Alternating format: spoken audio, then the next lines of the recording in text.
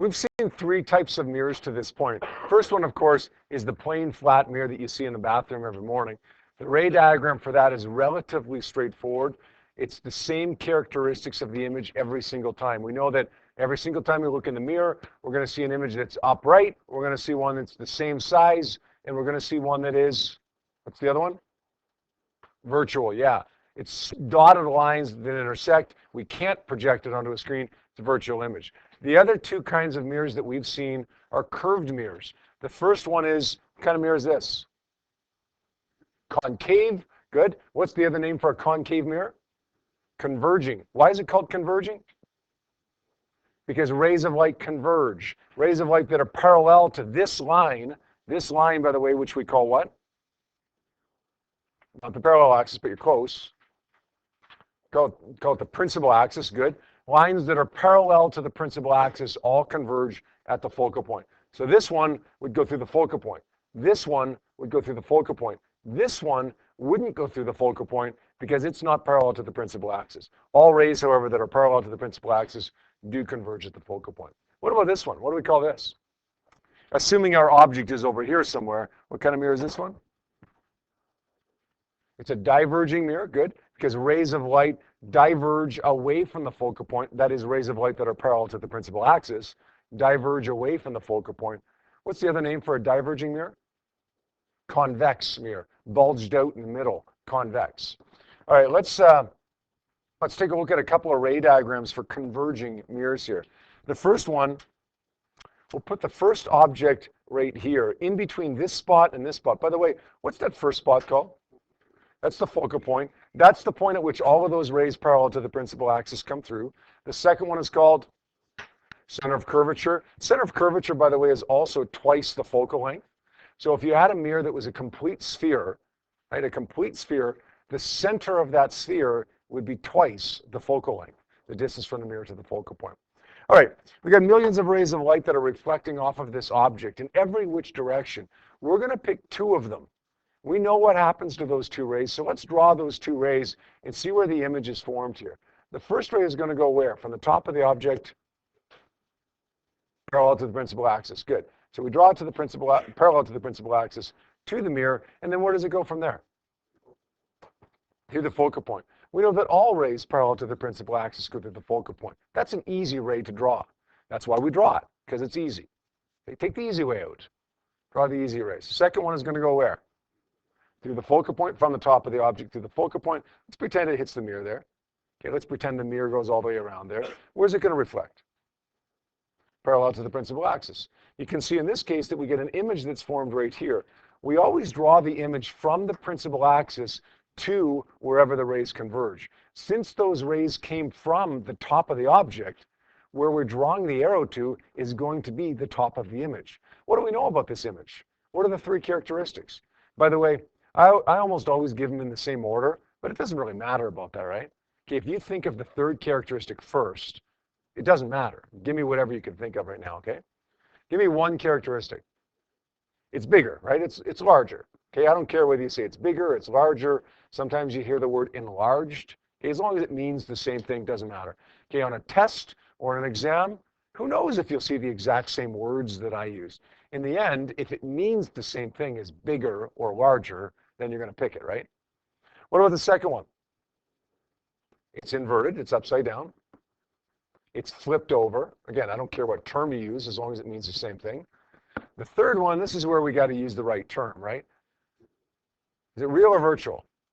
It's real. That means it can be projected onto a screen, and we know that it can be projected onto a screen. Why? Because we just remember it from yesterday. It's solid lines that are intersecting, right? When solid lines intersect, we know that we have a real image. We could project this onto a screen. Now, if I want to put a screen right here, I might see something. I might even see some of this image, actually. If this is a guy standing there, okay, this object is a guy standing there, I might see the guy on that screen, but it's not going to be a focused image of that guy. Where do I have to put the screen in order to see the focused image? I have to put it where it intersects, right? I have to put the screen right here. Okay, if I put the screen right there, I should see a good, clear, sharp, focused image of the screen or of the object. All right, let's draw one more. This time, let's put our object inside the focal length. First ray is going to go, well, same place as it always goes, parallel to the principal axis, and then down to the focal point. That's the easy one to draw, because all of the rays parallel go through the focal point. Where's the second one? This one's a little bit trickier. Yeah, it goes through the center of curvature. Okay, it's as if it's going away from the center of curvature, from the top of the object to the mirror, away from the center of curvature. And then it reflects back upon itself.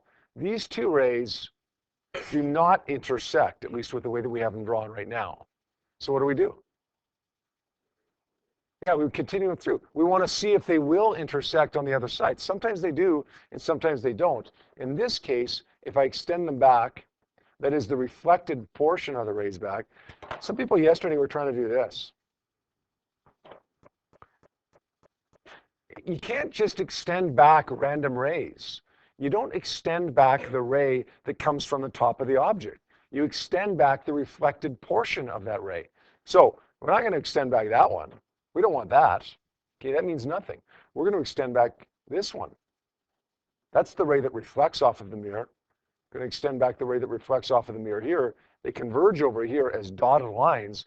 That means that this image is what? It's, somebody said larger. Somebody said virtual.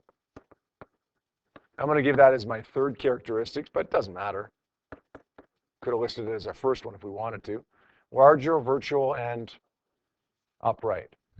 Tell you what, the reason that I usually give them in the same order, although maybe not always, but usually give them in the same order, it's just for myself. If I remember larger, upright, virtual, okay, if I remember a particular order, then I'm less likely to forget one of the characteristics, right? What are those three characteristics? I remember two of them. What's the third one that I got to go? Geez, I forget. Okay, if I remember them in order, it seems to kind of flow easier. I'm less likely to forget to list one of the three characteristics in that case. But whatever works for you. This was a convex mirror. Let's draw one ray diagram for the convex mirror. Let's make it really close here. Let's put our object really close. First object, by the way, this is going to be what? This is going to be a focal point. This is going to be center of curvature, or twice the focal point there. First ray, parallel to the principal axis. Where does it go? Whoops, it's not quite parallel. Let's try that again. Parallel to the principal axis. Now where does it go? It goes toward the focal point. Now be careful. I saw people yesterday doing this. Okay, what's wrong with that? That's not going back towards the focal point, is it? That's going back towards, if we extend that back, it's going back towards the center of curvature. That's not what we want. Okay, that doesn't work for us here. That ray has to go away from this ray, has to go away from the focal point. It looks something like this. What I would do is take a ruler, literally, and draw it from the focal point to that point right there where it hits the mirror, and then draw your line that way. That way you're sure that it's going to match up with the focal point there. Second ray is going to go where? First ray parallel away from the focal point. Second ray is going to go towards the center of curvature? No. Towards the focal point, right? It goes towards the focal point. But we don't go all the way towards the focal point because it hits the mirror and it's got to reflect. It goes back like this. Now, again, I saw people yesterday extending these rays back. Don't do that. One of those is right, but one of them is wrong. Extend the reflected portion of it back. The first one that we drew was correct. Let's get rid of that. I'm not sure why I did that. That was correct.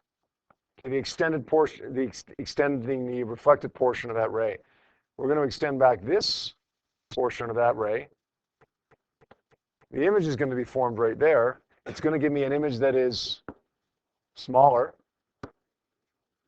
It's upright, and it's virtual. That means that we couldn't project it onto a screen even if we wanted to. What do we got to do in order to see this image? There is an image produced, so we can see it. What do we got to do to see it, though? Look in the mirror. Okay, literally look in the mirror in order to see it. We do these ray diagrams on the second half of that page that I asked you to do for homework last night for the convex mirrors. You should have gotten images all with these characteristics: smaller, upright, and virtual. How many people found that? Did you find that the image moved around a little bit? Did you find that the image changed in size a little bit? And that's okay. You should have, in fact, noticed that the image moved its position a little bit and changed its size a little bit, but it still always should have been smaller, upright, and virtual. You guys comfortable with those diagrams? All right, let's do a little bit of math. A little bit of mathematics of these lenses, or mirrors. There are two equations that describe the mathematics of these mirrors. The first one, we call it the mirror equation. Conveniently enough, it says 1 over f is equal to 1 over do plus 1 over di. The second equation, we call it the magnification equation.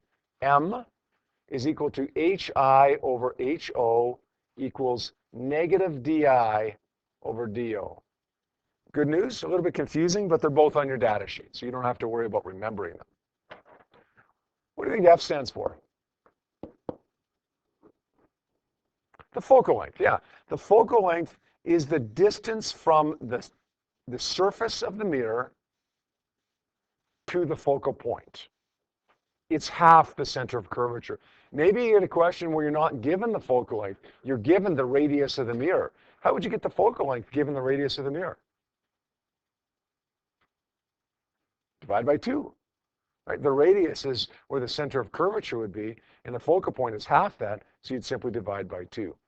DO is going to be the object distance. That's going to be the distance from the surface of the mirror again to wherever the object is placed.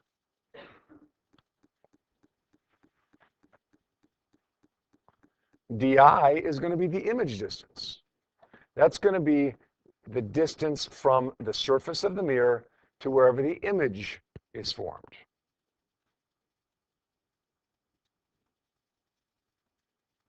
Same thing applies over here for DI and DO. We've got 3 more variables to introduce, though. HI, what do you think that one stands for? The height of the image, yes.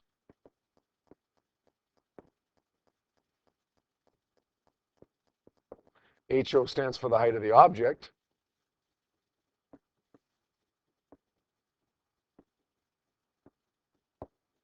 And M stands for the magnification. The magnification is a ratio of the height of the image as compared to the height of the object. In other words, how many times bigger the image is than the object. If the magnification is 4, then that means the image is 4 times bigger than the object. If the magnification is 0.5, that means the image is half the size of the object. Where have you guys seen that before? Telescope, yes. Most of you guys have seen this in a microscope, right? The magnification of the microscope. Yeah, I think your ocular lens is it 4? 4 times. And then the objective lens, I think could be, what is it, 4, 10, or 40 or something like that? There's 3 options, right, on the ocular lens. And you find the overall magnification, you multiply those 2 magnifications together, you find out how much bigger the little cell you're looking at is, the image of the cell that is that you're looking at, than the actual object, than the actual cell itself. All right, what about units? What about units here? What units do you think we should use for all of these numbers? Sorry? Meters? Meters works for me. Anyone else? No, it doesn't. It doesn't matter what units you use as long as you're consistent. As long as you're consistent. It carries through. Now, in the end, I will almost always tell you to use meters for things, even if you don't have to. Remember, with conservation of momentum, every once in a while, you could use kilometers per hour for speed instead of meters per second. I told you, you know what, look, let's use meters per second anyways, just to stay in the habit. Here, honestly, it's usually more convenient to use centimeters. It's not wrong to use meters. It's not even wrong to use kilometers. But it's more convenient usually to use centimeters because almost every question you'll get will involve centimeters. Unless you want to convert all of them, then you're probably going to want to stick with centimeters. That make sense? I'll just write a little note here. Be consistent with units. That means that we can use centimeters or meters or inches or light years if we wanted to, but that we got to be consistent throughout the entire problem. Now, magnification, that's the only one that doesn't have any units. It has no units because in the end, the units there are centimeters over centimeters or meters over meters, whatever it is, they cancel out. So the rest of them have units of centimeters, meters, whatever we want. The magnification has no units whatsoever. All right, that's not so hard so far, is it? Well, you see a nice little table drawn right there. This is really, really important. This is a table that I would suggest as you're working on problems in a few moments here, that you keep in front of you. Don't try to remember it yet. Okay, there's quite a bit to it. So keep it in front of you, get some practice with it, okay, get familiar with it, and then remember it. Each one of these variables, f, do, di, m, hi, and ho, can sometimes be positive and sometimes be negative. When are they going to be positive and negative? When is f going to be a positive value? When is di going to be a negative value?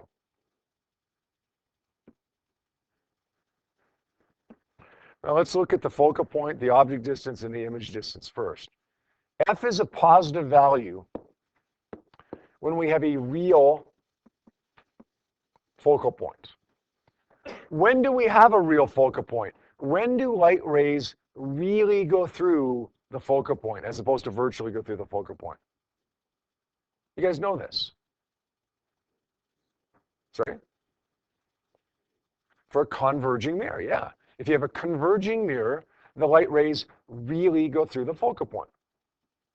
So if you have a converging mirror, you need to make f a positive value. F is a negative value if you have a virtual focal point. When you have a virtual focal point, well, it's got to be the other one, right? When you have a diverging mirror, because the rays don't really go through the focal point. They virtually go through the focal point. They diverge away from the focal point.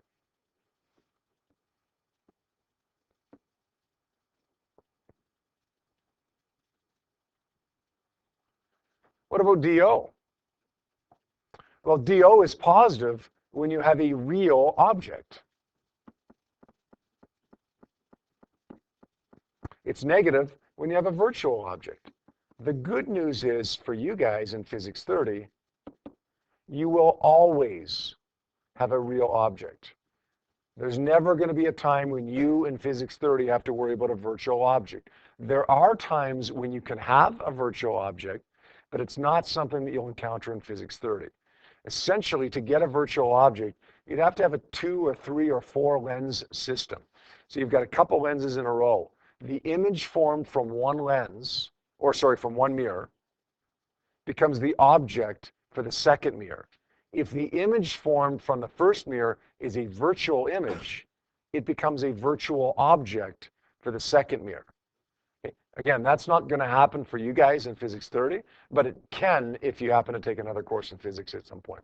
For you guys, it's always going to be positive, and it's never going to be negative. Well, that's good news, because that's really easy to remember then. Always positive. DI is positive if we have a real image. And DI is negative if we have a virtual image. Now, we can't put anything in brackets for this because in the end, sometimes for a particular type of mirror, we get a real image. Sometimes we get a virtual image for a particular type of mirror. So there's no real rule on this. You got to look at each individual case and determine whether it's a real or a virtual image and then set it equal to a positive value or a negative value.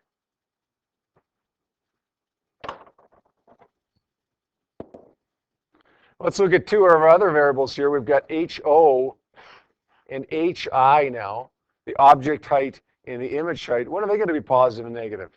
Well, the object height is positive not when we have a real object. That makes DO positive, not HO. When do you think HO is going to be positive? The object height. You can probably take a guess at this and probably be right. Sorry? No. When it's right side up. Good. When the object is upright.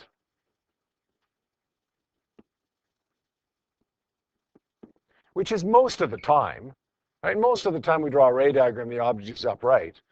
If in the end you're not told whether it's right side up or upside down, I think it's safe to assume that it's right side up. Okay, but that odd time when you get an object that is upside down, then you're going to make HO a negative value.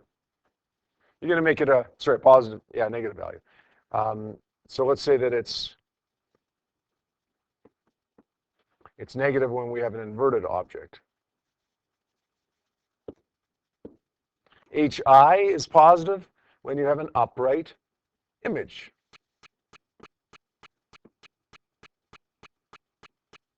And HI is negative when you have an inverted image.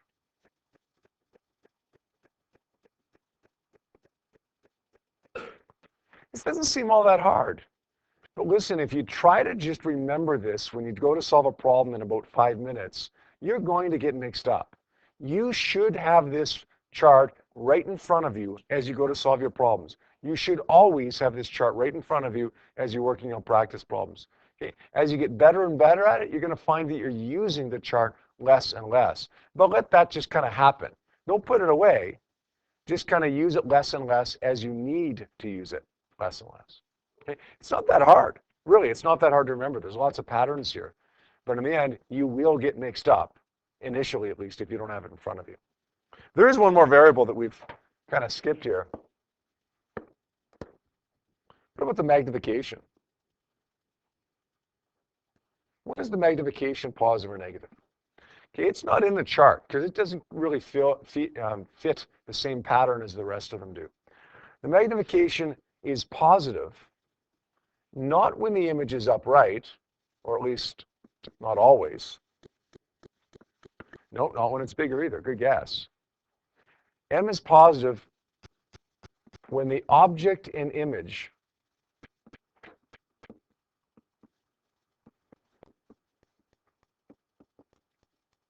are on the same side of the principal axis. So what do I mean by that? If the object is right side up and the image is right side up, then M is positive. If the object is upside down and the image is upside down, then M is positive. If they're both upright or both inverted, then M is positive. If one of them's upright and one of them's inverted, it doesn't matter which one. Okay, if they're flipped over from one another, then we're going to make M a negative value. Is that good? Is that okay? All right, quite a bit here. Again, keep it in front of you. We're going to do an example right now. Keep that chart right in front of you so that you can see it as we go through this example and work through these signs here. The example that I want to do is on page 664, 13.2. It says an object is located 20 centimeters from a converging mirror. Right away in these problems, first thing I want to do is circle that converging mirror for two reasons. One, I want to remember that it's converging, to remember that the focal point is positive. Two, in another week, you're going to have looked at curved lenses as well, and the rules are similar, but yet a slightly different for curved lenses. We want to remember that it's converging, but we also want to remember that it's a mirror instead of a lens. So we've got a positive focal point there. We've got an object distance here of 20 centimeters. Do we need to worry about circling that centimeters thing? No, because we're okay with centimeters as long as we stick with that, right? That's going to be DO. Is that going to be a positive value or a negative value for DO? Positive. Object distance is always positive for us in Physics 30, right? Has a focal length of 15 centimeters. We're going to make that F, and it's a positive focal length. We've already identified that. Where's the image forming relative to the mirror vertex? In other words, relative to the middle of that mirror. Okay, that's going to be DI that we're looking for. The object is 5 centimeters high. That's going to be HO. It doesn't say whether the object is right side up or upside down. So what do we assume? Right side up. The attitude, the height, and the magnification. The attitude just means right side up or upside down. The height, HI, and the magnification, M. There's a lot here, hey?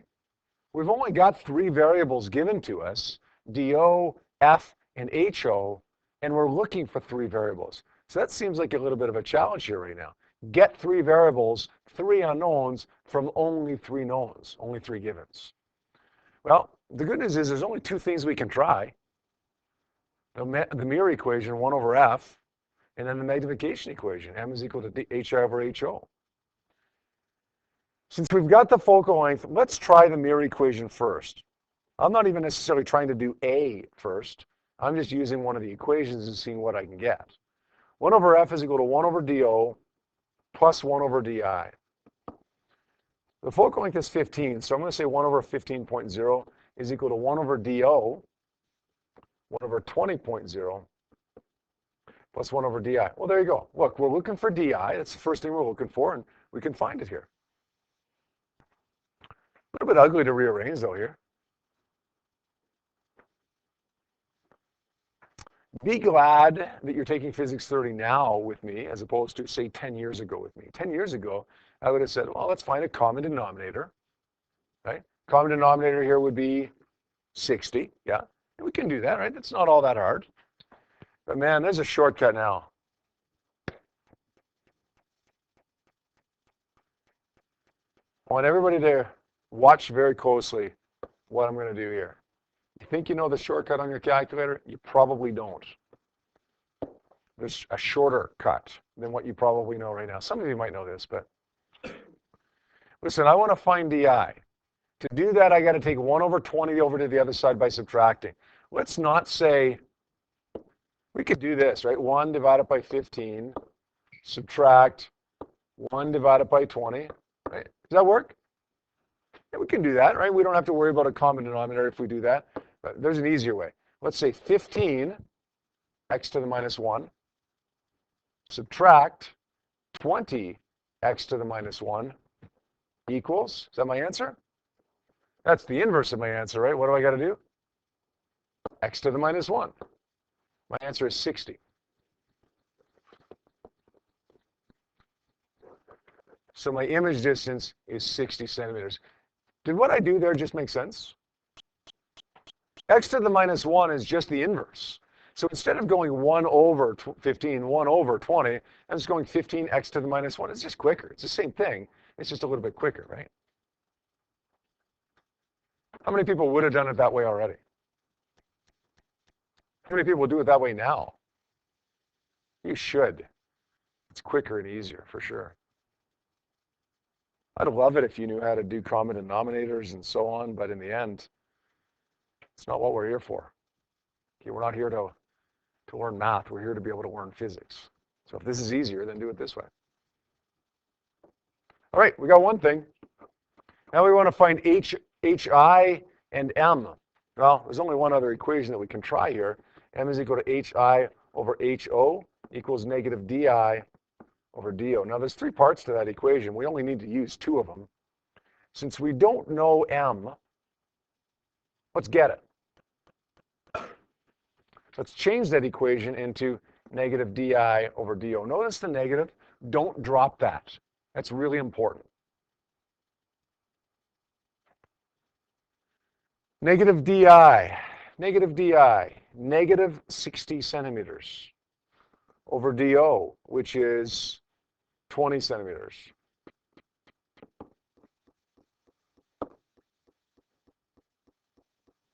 I get a magnification, it's negative 3.00. You got that one, done. No units associated with that, by the way. Sometimes you do see something like this. And that's what you see in biology class on your microscopes, right? An X after it. That's okay to put that, but you don't need that. Let's get HI. We know M. Let's say M is equal to HI over HO. HI is equal to M times HO. M is, well, we got that already. It's negative 3.00 times HO, which is, what was it, 5? Yeah. For this, we need the units because HI is height.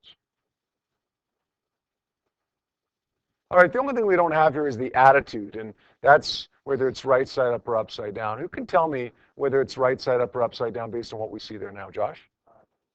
How do you know that? Be careful with that. Okay, 99 times out of 100, that's going to get you the right answer. Josh just said we know that it's upside down because magnification is negative. Okay, magnification is negative doesn't tell me that it's upside down. It tells me that it's flipped over relative to the object. So if the object was upside down, then the image would actually be right side up here, right? Okay, so that in combination with something, okay, say the magnification is negative in combination with the fact that HO is positive, tells you that HI would be upside down, right? The quicker way to look at it is just to say, look, HI is a negative value. HI is a negative value. That tells me that it's always upside down there. Okay? There's no relative to the object there. HI is negative. The image is upside down, regardless of what the object is. All right? What else do we know about this? So we got the attitude. We know that it's upside down. Is it bigger or smaller?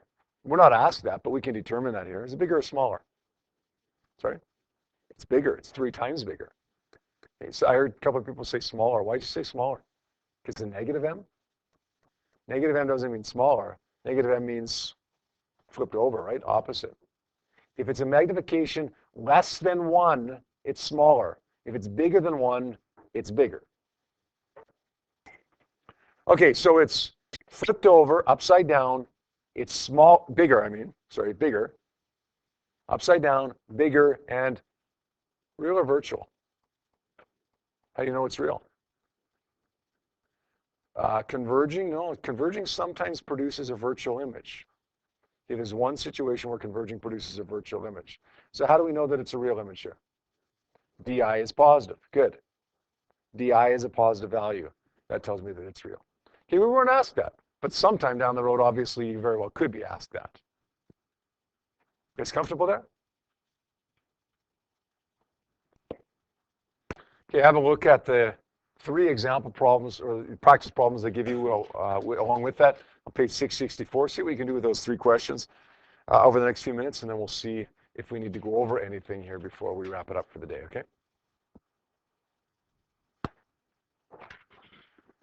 Once you finish those 5 questions, on those practice problems, your homework is worksheet number 16, question number 1 to 4. There is, I believe, 7 or 8 questions on that worksheet over 2 pages. Please have the first 4 of them done for tomorrow. That's it for today.